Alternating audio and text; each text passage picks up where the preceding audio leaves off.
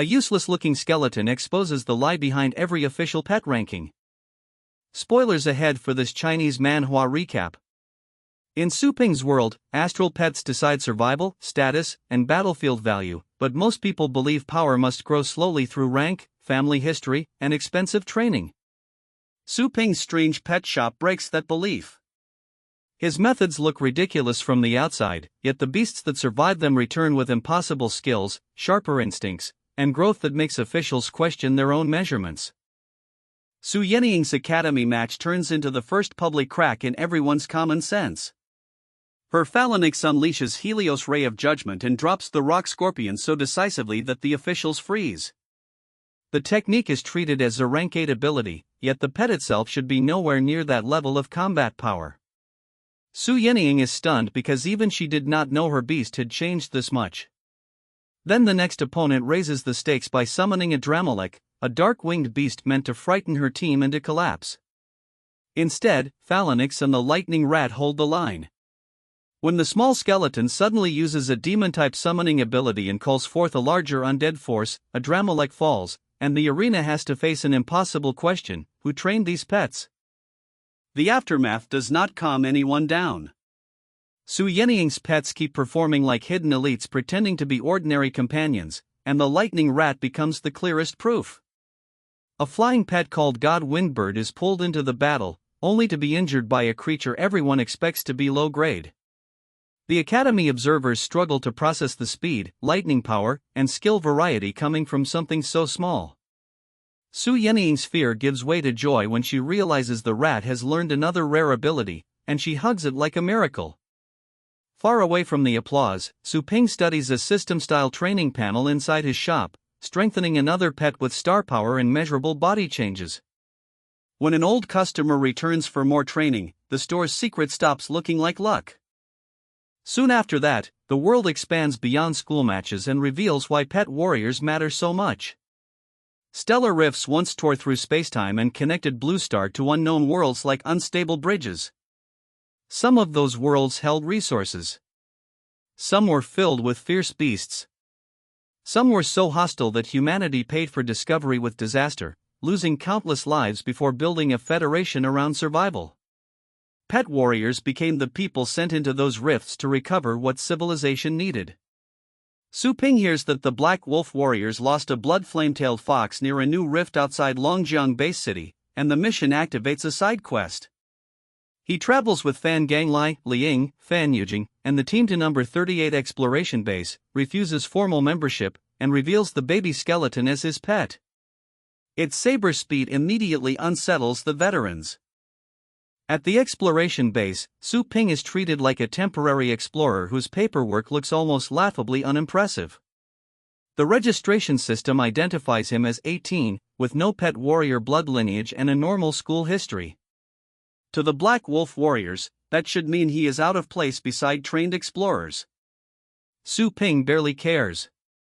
The official warns that temporary status allows merit gains but not full privileges, and the team jokes about trouble as if rules are the main danger. Inside the Federal Pioneer Warehouse, sealed equipment, armor, weapons, and rare treasures wait for people heading into the wild. Su Ping confuses everyone by refusing the flashier defensive choices and taking basic pet warrior training methods instead. Fan Ganglai still gives him protective armor, and the team heads toward a B-rank region crawling with demonic fierce beasts.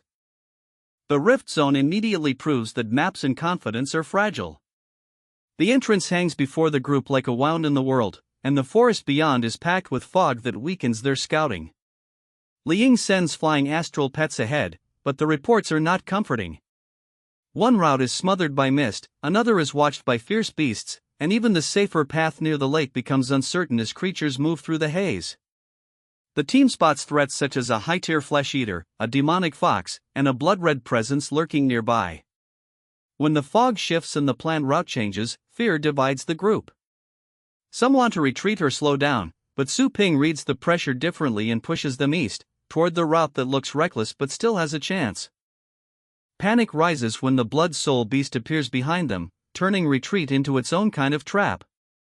The Black Wolf warriors accuse Su Ping of being insane for continuing, but he insists that if they want the blood flame-tailed fox back, they must move before the chance disappears. Yanying's scouting shows that beasts on the eastern path have moved away, which sounds helpful until everyone realizes they may be fleeing the greater predator behind the team. Su Ping still chooses the canyon because its narrow shape prevents the blood soul beast from treating them like easy prey. Lin Makong quietly resents the mission and the loss of his high-level pet, but the group presses on. When a 5th-ranked death spirit blocks the way, the little skeleton cuts it down instantly, forcing the team to reassess what Su Ping brought with him. The giant peak does not welcome them with answers. It welcomes them with evidence of a massacre.